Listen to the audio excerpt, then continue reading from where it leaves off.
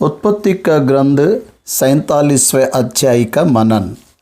इस अध्याय में 31 वचन लिखे गए हैं।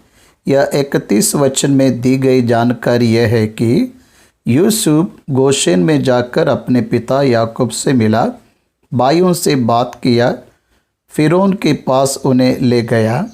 फिरौन उस देश में निवास करना पड़ेगा ये बताया। फिरौन के पास उन्हें ले गया, फिरौन के पास उस देश में निवास करना पड़ेगा ये बताया। उस देश में भेड़ों के चरवाहों से मिस्री लोग गुनाह करते थे, इसीलिए पशु है ऐसा बताने को कहा। ऐसा उन्हें सीख कर फिरौन के पास ले जा रहा है। 47वें अध्याय के प्रारंभिक वचन में हमें यूसुफ ने अपने भाइयों को फिरौन के पास ले गया ये लिखा है। फिरौन ने उनसे पूछा, तुम्हारा उद्यम क्या है? उन्होंने फिरौन से कहा, तेरे दास चरवाहा है, यहाँ पर कुछ दिन हमें रहने की अनुमति दे। फिरौन ने यूसुफ से कहा, तेरा पिता और तेरे भाई इस देश में रह सकते हैं। इस देश का जो भी अच्छा बाग हो उसमें अपने पिता और भाइयों को बसा दे। उनमें से परिश्रमी पुरुष है तो उन्हें मेरे पशुओं के अधिकारी ठहरा दो। 7वें वचन से 12वें वचन तक यूसुफ ने अपने पिता याकूब को ले आकर फिरौन के सामने खड़ा किया। याकूब से फिरौन ने उसकी आयु के बारे में पूछा। फिरौन को याकूब ने आशीष दिया। फिर उनकी आज्ञा के अनुसार मिस्र देश के अच्छे से अच्छे भाग में अर्थात रामसेस नामक प्रदेश में भूमि देकर उनको सौंप दिया। उन सब को आहार देकर उनका पालन पोषण करने लगा। अब 13वां वचन से जब हम देखते हैं तो अकाल बहुत भारी होने के कारण मिस्र देश की और कनान देश की परिस्थिति के बारे में जानकारी दिया गया। मिस्र देश में, कनान देश में रुपया समाप्त हो गया। अब उनके पास रुपया नहीं था तो उसने पशु को मांगा। पशु भी लेना समाप्त होने के बाद उन्होंने कहा कि हमारे पास शरीर और भूमि को छोड़कर कुछ नहीं रहा, तो भूमि को मोल लिए। भूमि उजड़ ना जाए उसके लिए उन्होंने बीज मांगे। वैसे यूसुफ ने फिरौन के लिए विश्व की सारी भूमि को मोल लिया। उसके बाद ये याजकों की भूमि को यूसुफ खरीदना नहीं चाहा। याजकों के लिए भोजन का बंदोबस्त किया गया। इस कारण याजकों की भूमि के छोड़कर सब भूमि फिरौन के वश में आ गया। तब उसने प्रजा से कहा, मैं तुम्हारी भूमि को मोल लिया, इसलिए 20% भूमि की उपज को फिरौन को देना और 80% भूमि की उपज अपने लिए रख लेना। 27वां अध्याय वचन से 28वें वचन तक याकूब और उसके संतान गोशेन पर विस्तृत हुए। मिस्र देश में याकूब 17 वर्ष जीवित रहा। इस प्रकार याकूब की सारी आयु 147 वर्ष की हुई। 29वें वचन से आखिर तक देखने से यूसुफ को याकूब ने बुलाया और कहा, मुझे मिस्र में मिट्टी ना देना। अब मैं अपने बाप दादों के संग सो जाऊंगा, तब मुझे मकपेला गुफा के कब्रस्तान में ही रखना। ऐसे शपथ खाने लगाया। इस शपथ के साथ 47वां अध्याय समाप्त होता। 48 अध्याय में याकूब के अंतिम दिनों का वृत्तांत है। 47वां अध्याय पहले वचन से हम पढ़ेंगे। तब यूसुफ ने फिरौन के पास जाकर यह समाचार दिया, मेरा पिता और मेरे भाई और उनकी भेड़ बकरी या गाय बैल और जो कुछ उनका है सब कनान देश में आ गया है, और अभी तो वे गोशेन देश में हैं। गोशेन देश में इस्राएल का फर्स्ट कैंप वही रहा। वे लोग उस देश में ही अभिवृद्धि को पाए। मूसा के समय में फिरौन की कठोरता के कारण परमेश्वर ने जब न्याय किया, तब गोशेन को छोड़कर सभी भूभाग में वह न्याय होगा, इसलिए वे लोग वहीं स्थिर निवास किए, ऐसा हमें समझ आ रहा है। लेकिन उनकी अनुमति के लिए भाइयों में से 5 लोगों को साथ लेकर, रिप्रेजेंटेटिव को साथ लेकर और लेकर गया और फिरौन के सामने खड़ा किया। फिरौन ने उसके भाइयों से कहा, तुम्हारा उद्यम क्या है, तुम्हारा काम क्या है? उन्होंने फिरौन से कहा, तेरे दास चरवाहा है और तुम्हारे पुरखे भी ऐसे ही रहे और हमारे पुरखे भी ऐसे ही रहे। देखिए उत्पत्ति के 46वें अध्याय 32 वचन में, सब चरवाहों से मिस्र गुनाह करते हैं, इसलिए उद्यम क्या है पूछने पर पशुओं को पालते हैं बताने को कहा। लेकिन यहाँ पर ये पशुओं को पालते बताने की जगह पर हम चरवाहा बता दिए। लेकिन परमेश्वर ने उन पर दया दिखाया, क्योंकि साधारण रूप से इस उद्यम से गुनाह करते बताने के बाद भी परमेश्वर ने फिरौन को उनके प्रति दया को ही दिखाने दिया। फिर उन्होंने उनसे कहा, हम इस देश में परदेश के बांधते रहने के लिए आए हैं। अंडरलाइन कीजिए, क्योंकि कनान देश में भारी अकाल होने के कारण तेरे दासों को भेड़ बकरियों के लिए चारा ना रहा। अकाल समाप्त हो जाने के बाद वापस जाने के उद्देश्य से ही वे आए। वहाँ पर कुछ साल 400 वर्ष रहने की भावना से वे नहीं आए। वैसे परेशानी होने के कारण वे वहाँ रुके नहीं, तो वह स्वयं होकर रहने के लिए नहीं आए, वापस की आशा से ही आए हैं। इसलिए फिरौन से कहा, अपने दासों को गोशेन देश में रहने की आज्ञा दे। तो फिरौन ने यूसुफ से कहा, तेरा पिता और तेरे भाई तेरे पास आ गए हैं और मिस्र देश तेरे सामने पड़ा है। इस देश का जो सबसे अच्छा बाग हो, उसमें अपने पिता और भाइयों को बसा दे, अर्थात वे गोशेन देश में ही रहे। और ये तो जानता हो कि उनमें से परिश्रमी पुरुष है, तो उन्हें मेरे पशुओं के अधिकारी ठहरा दे। स्थान के साथ काम को भी फिरौन ने दे रहा है। देखिए, वे लोग जान गए कि परमेश्वर ने उन पर कितनी दया को दिखाया। काम मिलने के बाद ऑटोमेटिकल रेम्यूनरेशन मजदूर भी रहेगा, वे उस तरह से निवास करें। इसका प्रबंध परमेश्वर ने किया। 7वां वचन, तब उसने अपने पिता याकूब को ले आकर फिरौन के सामने खड़ा किया। देखे 5 जन को खड़ा किया। उनसे बात करके सब प्रबंध होने के बाद पिता को ले आया।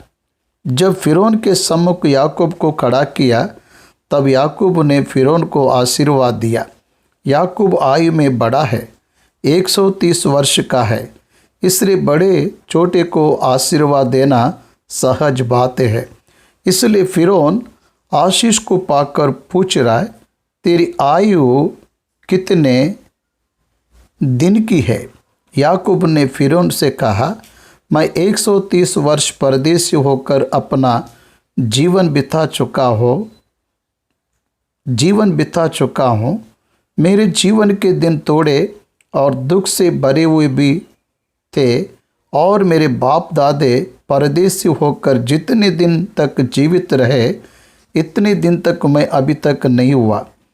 ये बहुत ही मुख्य वचन है। आप इसहाक को ले लीजिए, 180 वर्ष जीवित रहा। इब्राहिम को देखिए, 175 वर्ष जीवित रहा। उस जगह पर जवाब दे रहा था, तब उसे 130 वर्ष ही थे। 91 वर्ष में यूसुफ को जन्म दिया। 70 वर्ष में वो पद्दनराम गया, इसलिए पद्दनराम से उसकी आयु गिनने से 60 वर्ष ही है। यात्रा का समय 60 वर्ष की है। उसके जीवित रहने को वर्ष 100 वर्ष में 130 वर्ष में से ये यात्रा का समय 60 वर्ष है। मतलब कम समय है, इसलिए उसके पितरों ने जितनी यात्रा किया उतने वर्ष नहीं हुए, क्योंकि अब्राहम के यात्रा के वर्ष, अब्राहम भी 70 वर्ष में बाहर आया, 75 वर्ष में वह हारान आया। इस तरह हम जब देखते हैं तो हारान से बाहर आया, कनान आने तक उसे 75 वर्ष आ गए।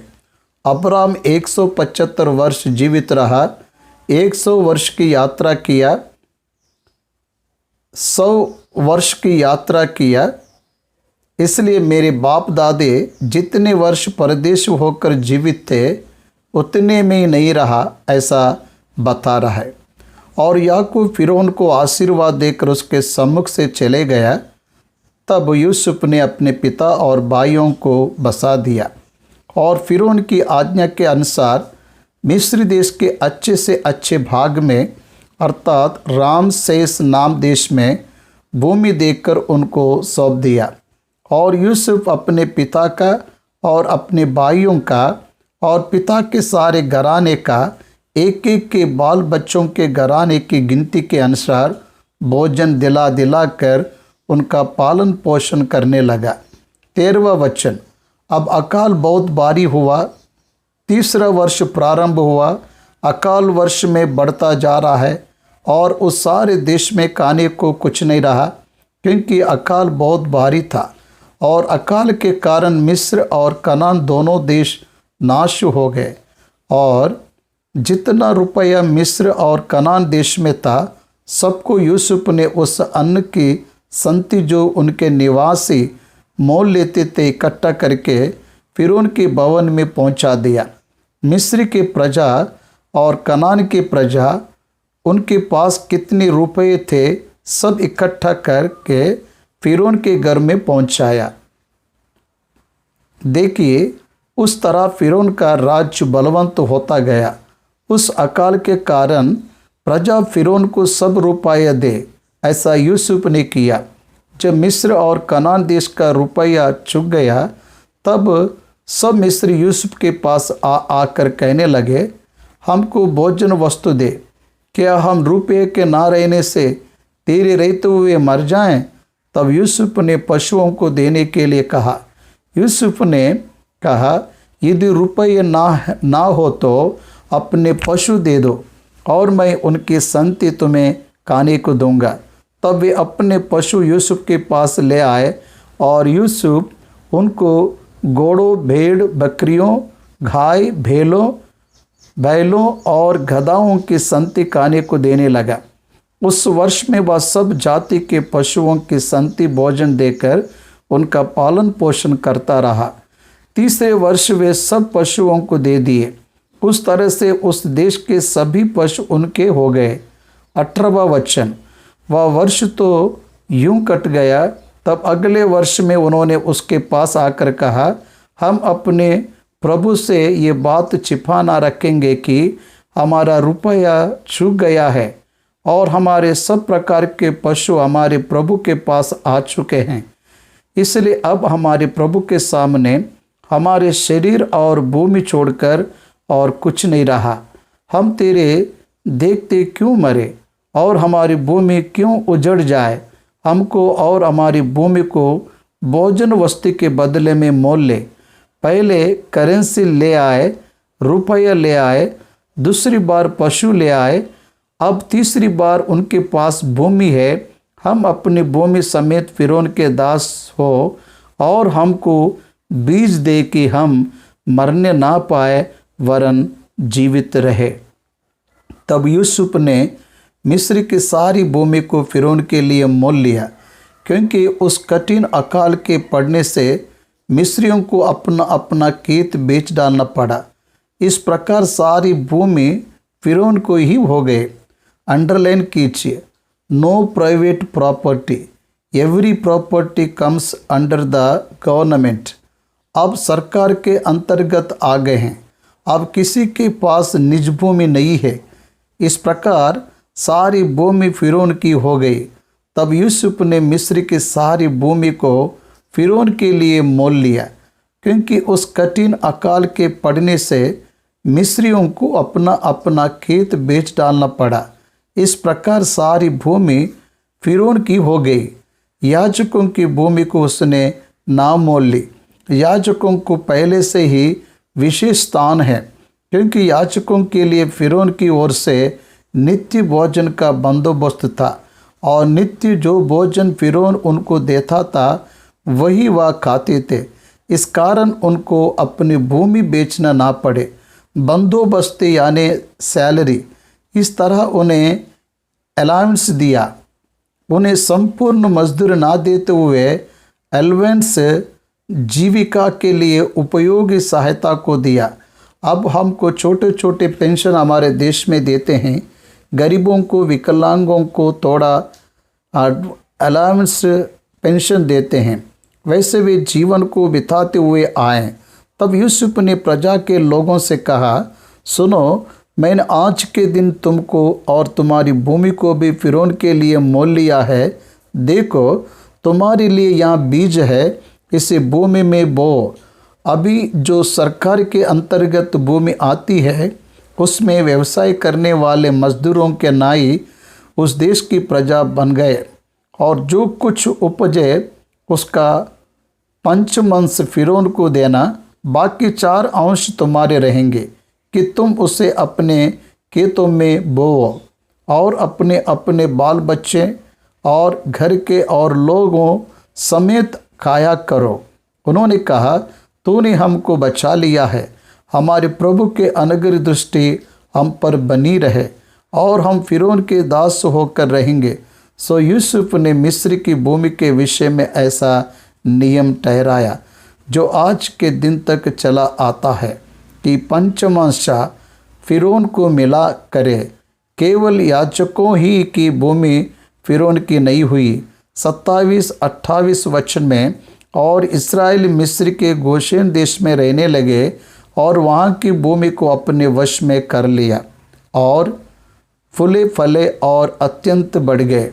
वे जहाँ भी गए वहाँ फाइनेंशियली बैलेंसिंग को उन्होंने पाया, आशीष को पाए, उन्हें आहार मिला। देखे उस देश से संबंधित लोगों के पास धन नहीं है, पशु नहीं है, भूमि भी नहीं है, लेकिन उस देश में रहने वाले इस्राएल के पास धन है, रुपया है, पशु है, भूमि है।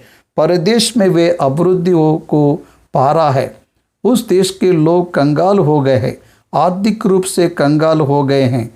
मिस्र देश में याकूब 17 वर्ष जीवित रहा। इस प्रकार याकूब की सारी आयु 147 वर्ष की हुई। 29वां वचन, जब इस्राएल के मरने के दिन निकट आ गया, तब उसने अपने पुत्र यूसुफ को बुलवा कर कहा, यदि तेरा अनुग्रह मुझ पर हो तो अपना हाथ मेरे जांघ के तले रखकर शपथ खा कि मैं तेरे साथ कृपा और सच्चाई का यह काम कर। देख रहे हो क्या? अब्राहम ने एलियाजर को बुलाकर इसहाक के विषय में जांघ के नीचे शपथ खाने लिए कहा। वही इब्री लोगों की पद्धति में एक है, शपथ खाना, बात ना टालने के लिए की जाने वाली प्रतिज्ञा। मुझे मिस्र में मिट्टी ना देना, मेरे मरने के बाद मुझे मेरे बाप दादों के कब्रिस्तान में रखना। आखिरी इच्छा, याकूब की आखिरी इच्छा, इस्राएल की अंतिम इच्छा है, उस मिस्र देश में मिट्टी ना दे, क्योंकि कनान देश को परमेश्वर ने उन्हें दिया। उनका विश्वास पुनरुत्थान है। ध्यान से याद रखें, अब्राहम को सबसे पहले सुसमाचार सुनाया गया। अब्राहम ने भौतिक कनान के लिए इंतजार नहीं किया। इब्रानियों की पत्री 11वां अध्याय ये गवाही देता है, स्वर्ग के कनान के लिए ही अब्राहम ने इंतजार किया। इसलिए अब्राहम का विश्वास पुनरुत्थान है।